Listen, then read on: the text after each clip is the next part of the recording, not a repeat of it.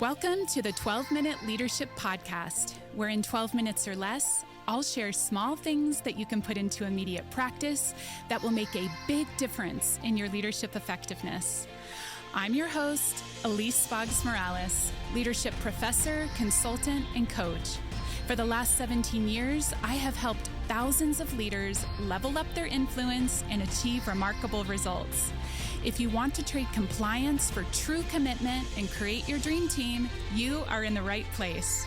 Get ready for a quick hit of practical wisdom to increase your team's engagement, inspire top performance, and retain your best talent.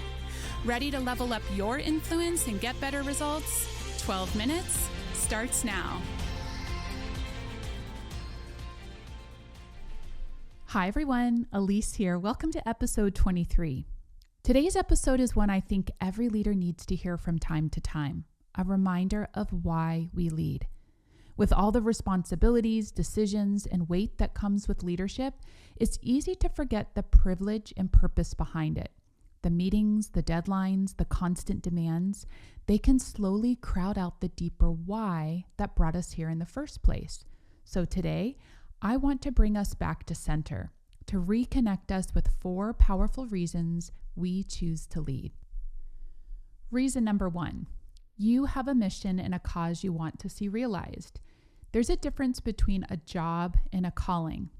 Leaders are driven by something bigger than themselves, a mission, a cause, a why. As Simon Sinek famously said, people don't buy what you do, they buy why you do it. And what you do simply proves what you believe. Great leaders know what they believe. For Martin Luther King Jr., it was equality. For Malala, it was education. For Nelson Mandela, it was justice. For Steve Jobs, it was innovation and technology.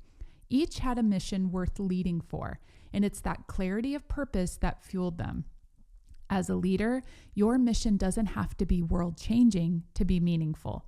Maybe your mission is to lead an organization that is number 1 in its industry, to be the industry leader for innovation in your field, or to build beautiful landmark buildings in your city. In my 20s, I lived abroad in India for 6 months.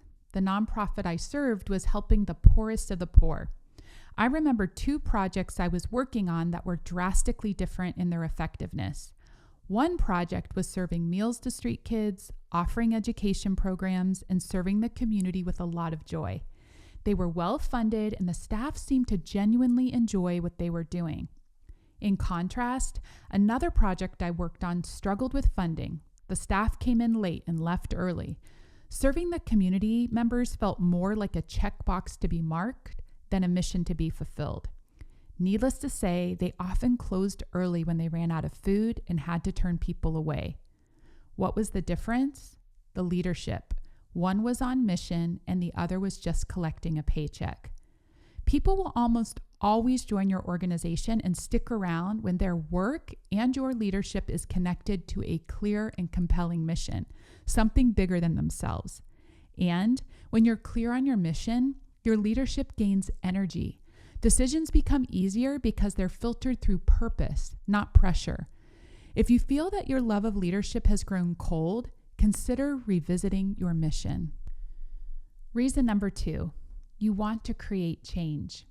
Peter Drucker once said, "Managers maintain the status quo, leaders challenge it." That quote has always stuck with me because it describes my why perfectly. After being under unskilled leadership in several different jobs out of college, I wanted to do something about it. I saw the impact poor leadership had on morale, productivity, and retention. I left several jobs I loved because of poor leadership. In talking with others, my experience wasn't uncommon. I wanted to create change around how leaders lead, starting with myself and then helping other leaders, as I do now. When I first stepped into leadership, one of the driving reasons was that I wanted the ability to make decisions that aligned with my values, especially around creating a trusting, healthy workplace culture. I wanted to influence how people were treated, how they communicated, how they collaborated. I'd seen cultures built on fear or politics, and I knew I wanted to lead differently. So much of leadership is about challenging what's comfortable, whether it's systems, assumptions, or even our own habits. Leaders don't just accept what is, they imagine what could be. Change isn't easy. It brings friction, resistance, and uncertainty. But leaders lean into that discomfort because they see possibility on the other side. So, if you've been frustrated lately, maybe that's not a sign that you're in the wrong place. Maybe it's confirmation that your leadership instincts are alive and well. Tune into that. It may just be divine discontent nudging you to be part of the change.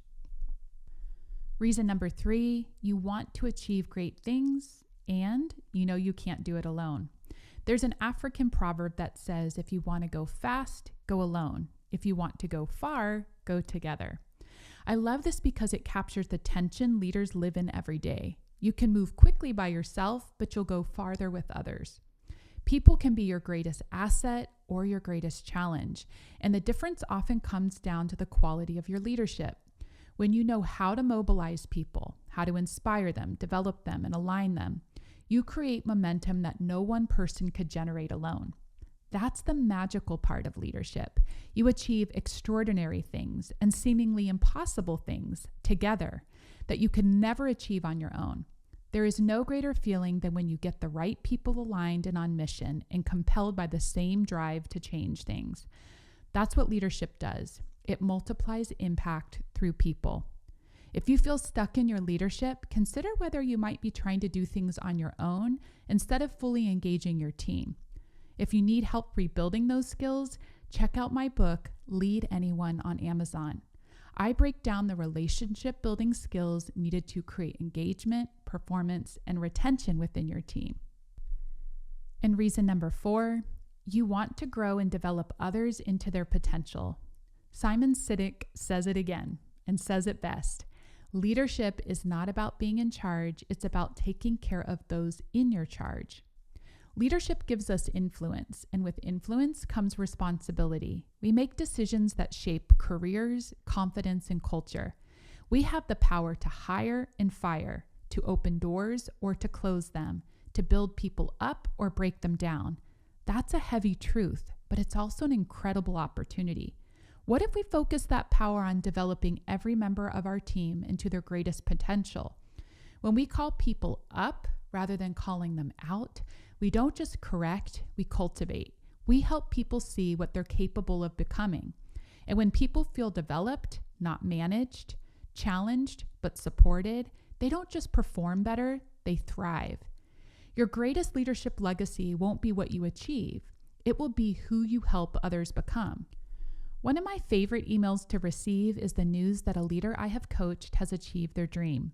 Whether it's a promotion, securing a big client, or finally being able to influence and lead that difficult person on their team. Leadership is an opportunity to help accelerate others forward.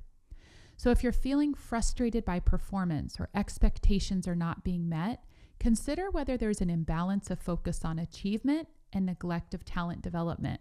Remember how you got where you are, the mentors and leaders you had along the way, and continue to pay that forward. In closing, here's an additional thought to reflect on: the privilege of leadership. Sometimes in the midst of the stress, it helps to pause and remember, leadership is a privilege. You get to shape the environment people spend most of their waking hours in. You get to help others grow, to create opportunity, to model integrity, to make things better than you found them. That's sacred work. So, let's recap what we've remembered today about why we lead. 1, you have a mission, a cause you want to see realized. 2, you want to create change and challenge the status quo. 3, you want to achieve great things together, not alone. 4, you want to develop and call others up into their potential. If leadership has started to feel heavy lately, come back to your why. Because when you remember your purpose, the pressure turns into perspective. Here's your reflection question for this week. What's one moment that first made you want to lead? And how can you reconnect with that passion today? So, I hope you enjoyed today's episode. If this episode resonated, share it with another leader who may need a reminder of their why. I'll see you next time. Like what you heard on today's episode and want to go deeper? Subscribe to this podcast so you never miss an episode. You can also pick up my book, Lead Anyone on Amazon. Then, go to my website to check out ways that we can support your leadership goals. From executive retreats to customized training and coaching, my team of experts will help you level up your leadership and accelerate your results. Go to www.eliseboggs.com for more info.